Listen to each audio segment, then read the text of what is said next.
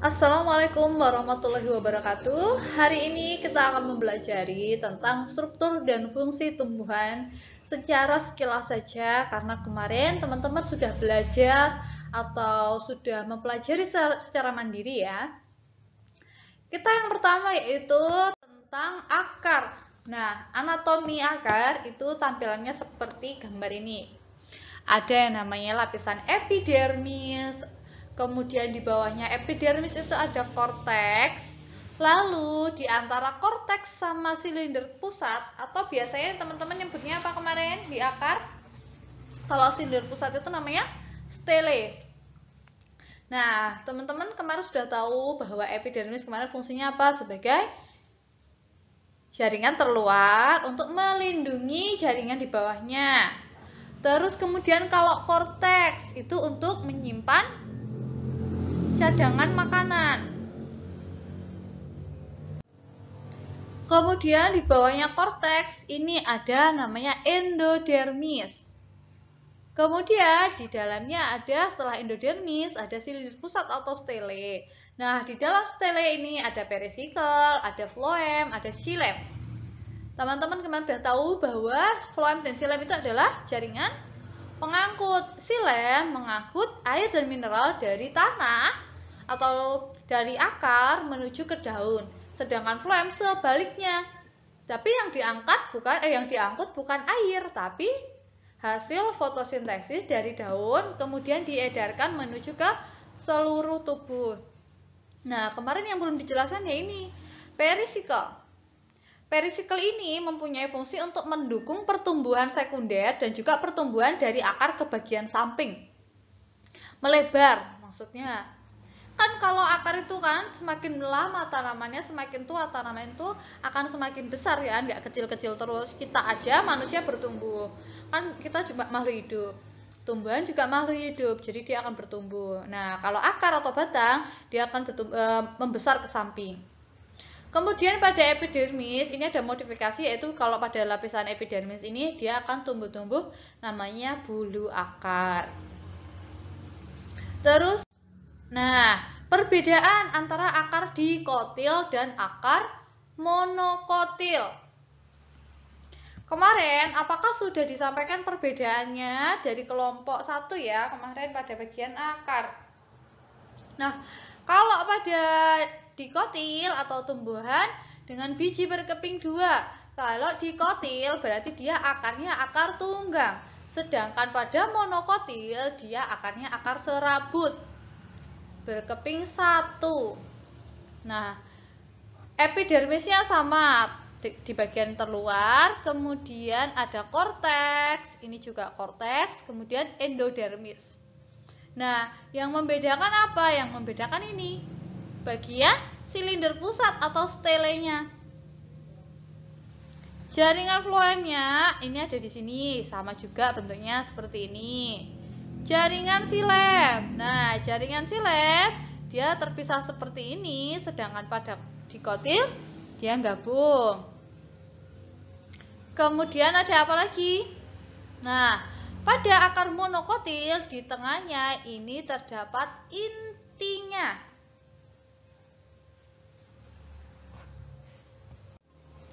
Nah, jadi teman-teman harus bisa membedakan manakah struktur dari akar dikotil dan juga akar monokotil. Nah, sekarang kita melanjutkan pada batang. Kalau pada batang, ini pada dikotil dia tertata rapi di sini. Kalau pada monokotil dia tersebar secara merata. Nah, pada batang ini kita lihat dulu yang pada dikotil. Kita fokus dulu sebagian ini aja. Ininya yang di luar namanya yang floem. Ya kan? Terus tengah-tengahnya ini namanya kambium. Kemudian yang dalam ini baru namanya xilem.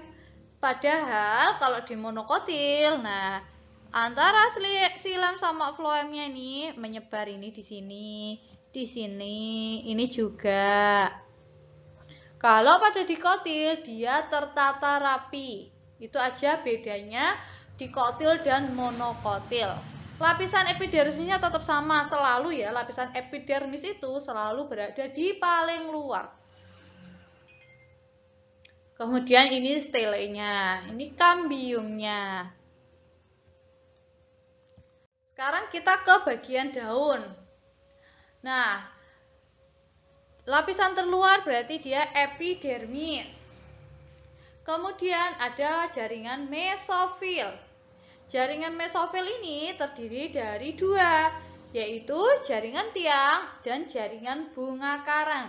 Jaringan tiang ini berbentuk seperti pagar. Jaringan tiang atau disebut nama lainnya kan jaringan pagar, atau nama lainnya lagi yaitu jaringan palisade. Jadi bentuknya memanjang dan tersusun rapi pada bawah epidermis daun. Nah, pada jaringan tiang itu terdapat banyak sekali kloroplas atau zat hijau daun. Nah, fungsinya apa zat hijau daun itu? Untuk melakukan fotosintesis. Jadi, fotosintesis itu terjadi pada jaringan tiang atau jaringan palisade. Kemudian di bawahnya jaringan tiang ada jaringan bunga karang. Nah, biasa disebut nama lainnya yaitu jaringan spons. Jaringan spons ini bentuknya hampir sama seperti heksagonal atau jaringan parenkim ya, di mana susunannya ini sangat longgar serta memiliki rongga yang lebih dibandingkan jaringan tiang atau jaringan palisade di atasnya itu. Fungsinya itu sebagai tempat tanaman untuk menyimpan makanannya dan melakukan fotosintesis juga. Terus di sebelah kanan ada berkas pembuluh angkut atau jaringan pengangkut, xilem dan floem. Fungsinya sudah tahu semuanya, ya kan? Terus bagian itu ada gambar stomata, itu tempat terjadinya pernafasan karena pertukaran. Yang diserap CO2, yang dihasilkan O2. Kemudian organ pada tumbuhan yang keempat yaitu bunga. Ini dulu pelajaran SD kelas 5 ya, sudah pernah dibahas. Jadi hanya sekilas saja saya akan membahasnya. Pada bunga ada yang namanya bakal biji atau lembaga. Nah, di dalam lembaga itu dapat dilihat di gambar sisi kanan. Itu kalau di zoom ya, berarti di zoom itu bentuknya kayak gitu. Nah, pada bunga ini ada kepala putih, ada benang sari, ada tangkai putih, ada mahkota, ada bakal buah, kelopak, terus juga ada tangkainya. Mahkota itu fungsinya untuk apa? Kalau mahkota, mahkota itu sebagai apa? Perhiasan bunga. Yang bikin bunga menarik itu adalah karena mahkotanya. Terus kemudian benang sari berarti dia alat kelamin jantan. Kalau alat kelamin betina berarti apa? Terus ada apa lagi di situ? Kepala putih. Ada kelopak. Kelopak fungsinya apa? Melindungi mahkota bunga ketika masih kuncup. Berarti kan dia sebelum mahkota bunga itu mekar, dia kan dibungkus dulu sama kelopak bunga. Nah, kalau kepala putih dia sebagai apa namanya? Tempat melekat dan masuknya polen yang berasal dari kepala sari untuk kemudian ditransfer ke bagian ovarium. Ovarium berarti di bakal buah. Kemarin dijelaskan, oh bunga itu ada yang bunga sempurna dan juga bunga tidak sempurna. Nah, kalau bunga sempurna berarti dia itu memiliki benang sari dan juga memiliki putik. Tapi kalau bunga tidak sempurna berarti dia hanya memiliki satu aja. Kalau nggak punyanya benang sari tok, ya berarti dia cuma punya putik tok. Contohnya apa bunga sempurna? Bunga sempurna itu contohnya bunga sepatu, bunga tulip. Sedangkan bunga tidak sempurna itu contohnya bunga pepaya dan juga bunga salak. Nah, sekarang kita lanjutkan. Jangan malah jadi lapar ya, karena melihat melon.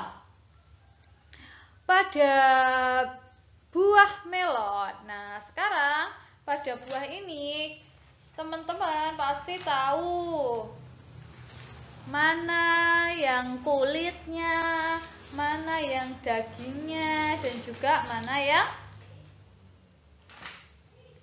bijinya. Nah, ini kemarin ada pada soal nomor berapa ya? Bentar. Kemarin tuh kayaknya ada di soal uji kompetensi, tapi kok tak cari belum ketemu ya. Nah, kita lihat dulu aja di melon. Ini ada epikarp, mesokarp, dan endokarp. Dari terluar epikarp. Epikarp itu merupakan lapisan luar yang keras dan tidak tembus air, berarti dia kulit buahnya. Kemudian di bawahnya epikarp ada mesokarp. Biasanya kalau pada melon, pada pepaya, nah ini disebut daging buah. Jadi pada melon, papaya yang bisa dimakan itu adalah bagian mesokarpnya. Setelah mesokarp ada endokarp nih, endokarpnya. Lapisan paling dalam yang tersusun atas lapisan sel yang sangat keras dan tebal. Bisa juga sangat keras, bisa juga ini intinya tuh pada bagian bawahnya mesokarp, bawahnya daging buah ya. Kalau ini kalau pada melon kan kayak bentuk serabut-serabut tempat menempelnya biji kayak gitu. Nah, itu tadi penjelasan singkat tentang struktur, fungsi, dan organ pada tumbuhan.